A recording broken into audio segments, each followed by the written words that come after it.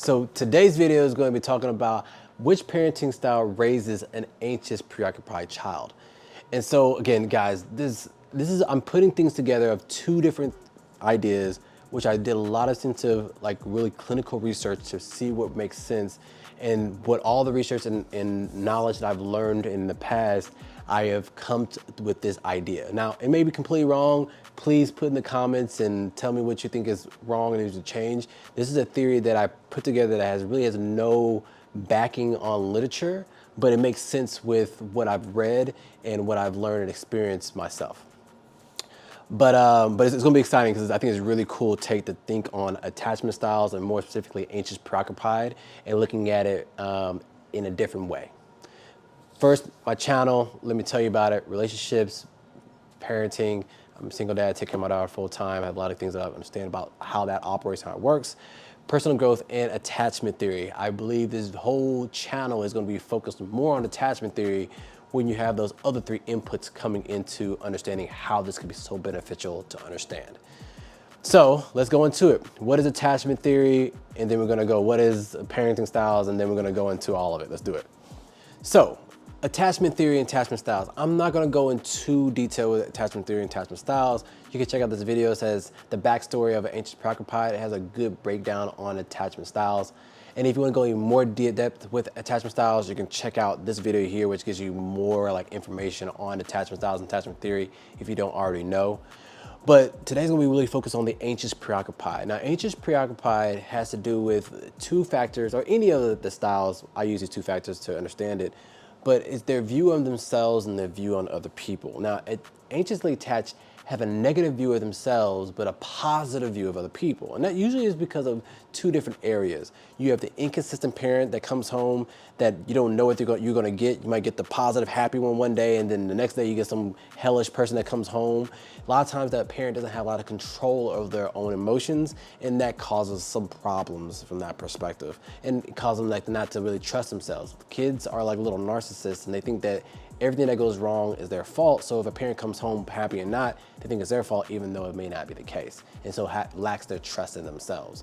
Another way they do it is helicopter parents. Helicopter parents want what's best for their children, and they're usually pretty good, but they do everything for them so that child doesn't feel like they have a say, and they just do whatever that person says, which makes them realize like, okay, maybe I can't trust my own decisions and choices, and my voice doesn't really matter. So I must find other people to actually fill that void. That causes some problems with that. So it's anxious preoccupied, and I'm going to talk about a little bit about the parenting styles next. Now, parenting styles. Parenting styles are usually categorized in 4 different areas. Now, some people say there's 5, but I'm trying to keep tacking on more, but the original is 4. Actually, the original was 3, and then they added 4, and the 4 seems like it's been more consistent. But it started off with authoritarian, authoritative, you have permissive, and uninvolved and neglectful child. And the best way I can be able to break this down, understanding it, is through these 2 different points. One is responsiveness, and the other one is control. Now, responsiveness has to do with being attuned to the child's needs. They need something to drink, they cry, or whatever it can be, being attuned to their basic needs of what's going on in their lives, being responsive to that.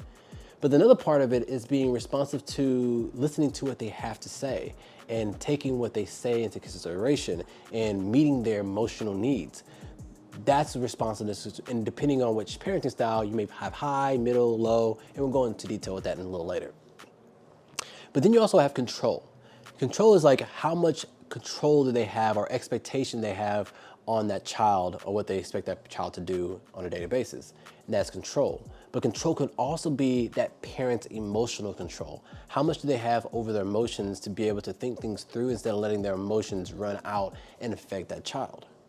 And by understanding this, we can break down attachment theory, not attachment theory. Understanding this, we can understand parenting styles and how they actually associate with attachment theory. And I'm gonna do it in a graph. Let's talk about it. Now let's take a look at this graph I got from the secure and the authoritative parenting video, which you can check out here.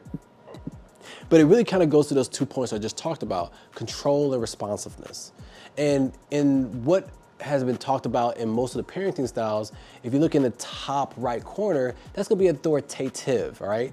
And more homologous with secure. The top left will be more the more authoritarian parenting style. Then you also have in the bottom left, which is going to be the uninvolved and neglectful. And then you have the permissive, which is going to be in the bottom right. So when I first started thinking about this, I was like, I had this cure and fearful, which had literature backing both of those up, but it was a lot of question marks what had to do with dismissive avoidant and anxious preoccupied. But today, since we're talking about anxious preoccupied, I was like, okay, by looking at the information, permissive seems like what will cause anxious, and then the other one will be the other one. So I was trying to figure out how to make sense, because it didn't make sense looking at it from like a linear way like that until I broke it up. Now, understanding that there's two different types that cause, we talked about earlier, inconsistent parenting, helicopter parenting, that was the key. It took me days to figure this out, or figure out like at least a theory on it, which I would love your perspective in your comments. Please tell me if this makes sense and what your theories are, maybe some things to adjust to make this theory better. And like and subscribe. Like and subscribe when you get a chance. Please like and subscribe. I would really appreciate it. Turn the notification bell on.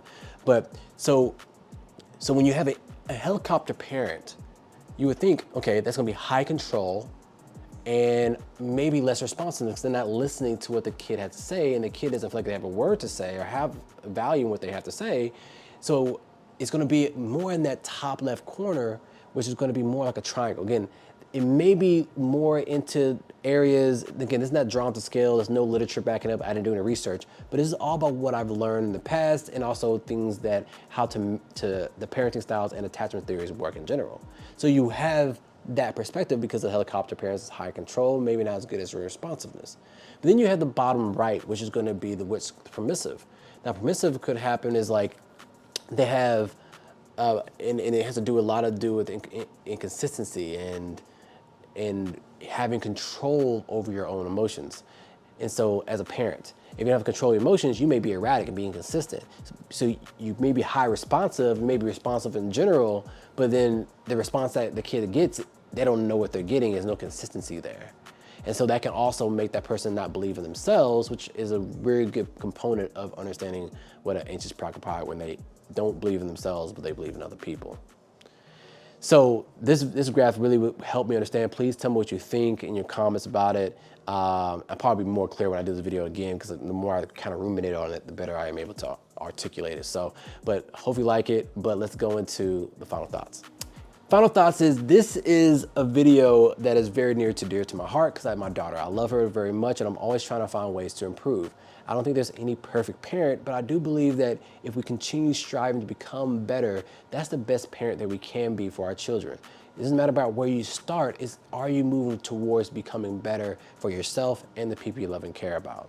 And hopefully having an understanding of the parenting styles and attachment theory, which today we talked about anxious preoccupied, hopefully this gives us more clarity about what we may be doing as parents and what we had to go through as a child to help us move to becoming more secure individuals. But as the end of all of my videos, I really appreciate you guys taking time to come in here, but please slow down and love your loved ones, especially your kids. They need to be told that they're worthy and they're loved, not just once, but on a consistent basis.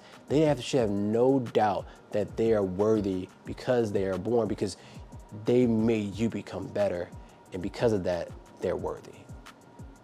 So until next time, I'm gonna be doing dismissive avoidant and the parenting style next, but stay tuned and check it out. Thanks.